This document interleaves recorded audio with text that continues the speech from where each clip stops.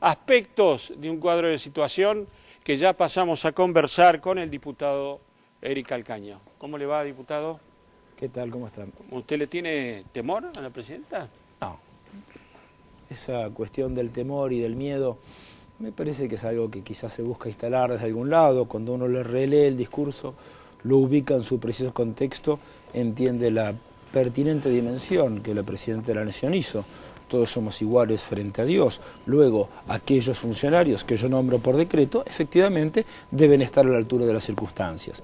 Me parece que ese es el modo de entender las cosas. Luego, sacar una frase y propagarla y propalarla como si fuera la quinta esencia de un discurso esencial, como lo fue el de la Bolsa, como lo fue el de Tecnópolis, como lo fue el de ayer, me parece que ese es un poco de reduccionismo o un ejercicio de lo cual el arco opositor nos tiene acostumbrados, empequeñecer lo grande, lo que hizo la oposición fue traducirlo a autoritarismo. Bueno, pueden ir a meditar y aprender a relajarse y a respirar. ¿Lo dice por lo de hoy, en sí, Palermo? Sí. Nosotros tenemos la responsabilidad de la gestión y tenemos que llevar adelante un proyecto político. Ese proyecto político considera la industrialización como el eje.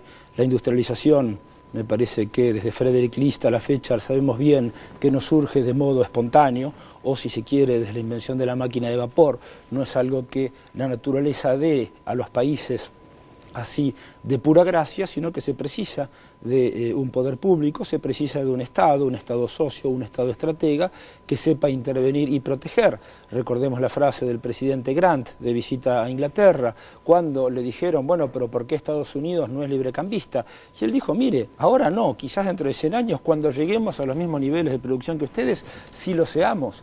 Si acá no hay una doctrina a priori, pero sí una doctrina de las circunstancias, y es sobre esas circunstancias que va la política, esa política que a veces es conflictiva, que a veces forma consensos, pero no hay consensos posibles ignorando la realidad de los conflictos o de los problemas. Yo he escuchado de algunos sectores de la oposición, incluso de algún sector del periodismo, hablar de un camino hacia el chavismo en la Argentina. Bueno, los países tienen la política de su geografía y cuando uno ve la geografía de Venezuela y de la Argentina se da cuenta que por naturaleza, por historia, nuestros destinos, por voluntad y por deseo, nuestros destinos están unidos, es como así con Brasil y con el resto de los países de Sudamérica, pero hacer esa equiparación me parece que es falto de argumentos. Fíjese una cosa que pasa en diputados, que es bastante interesante. Ya los escasos pero confusos conceptos que el arco opositor nos venía dando sesión tras sesión han caído y aparecen ahora directamente los insultos. Han pasado del concepto al insulto. En la última sesión nos declararon traidores a la patria.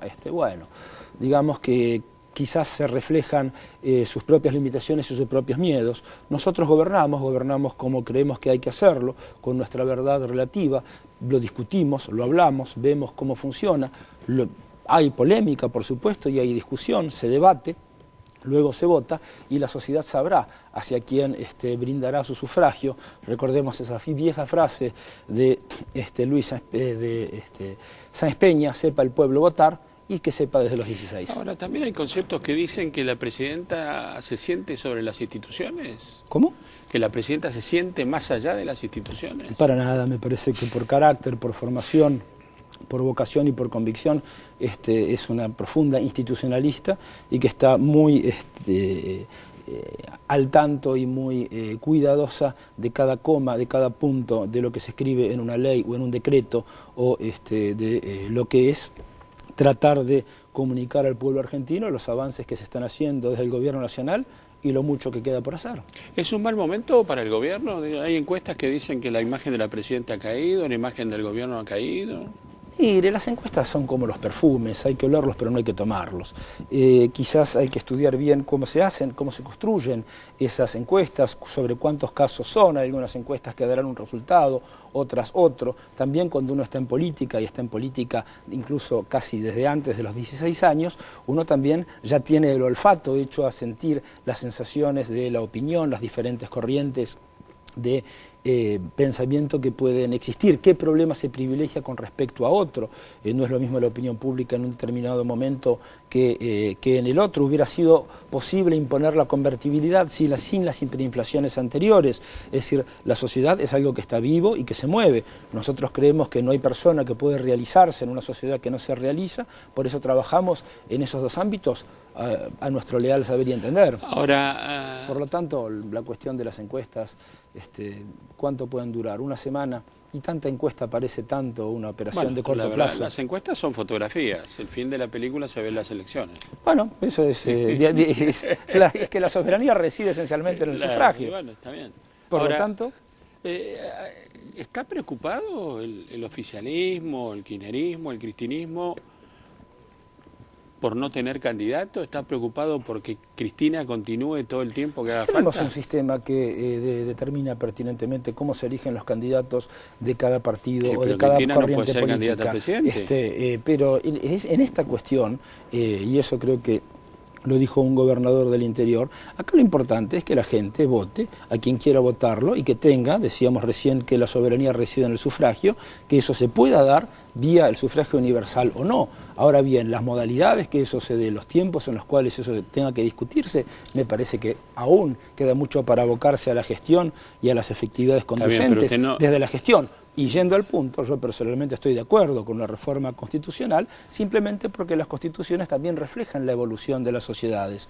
No creo que la cuestión de la reelección tenga que ser óbice u obstáculo para que discutamos esa reforma, usted no pero está hablando de una reforma más profunda y no únicamente para la reelección. Y evidentemente, nosotros queremos una reforma que pueda rendir cuenta de los problemas de los argentinos. Creo que si hemos obtenido este trend favorable de resultados electorales del 22 al 44, del 44 al 55, en lo que a elecciones presidenciales se refiere, significa que nuestras categorías y nuestro estilo rinden cuenta de los problemas de los argentinos y son aceptados por la sociedad. Y eso durará hasta que la sociedad nos envíe un mensaje pero si la adverso. Categoría y los conceptos de lo que es el kirchnerismo, el cristinismo, el peronismo satisfacen las necesidades de la sociedad, no quiere decir que con Cristina presidente, cualquiera de ustedes puede ser presidente en lugar de Cristina. Todos tenemos en la mochila el bastón de mariscal. También tenemos claro que quien conduce el movimiento nacional es Cristina Fernández de Kirchner y todos los demás, todos ahora, somos cuadros no auxiliares para de la Argentina, conducción. Un periodo más de Cristina, 12 años y 4 años de Néstor Kirchner. Habrá que preguntar a los norteamericanos qué opinaban de las presidencias de Roosevelt.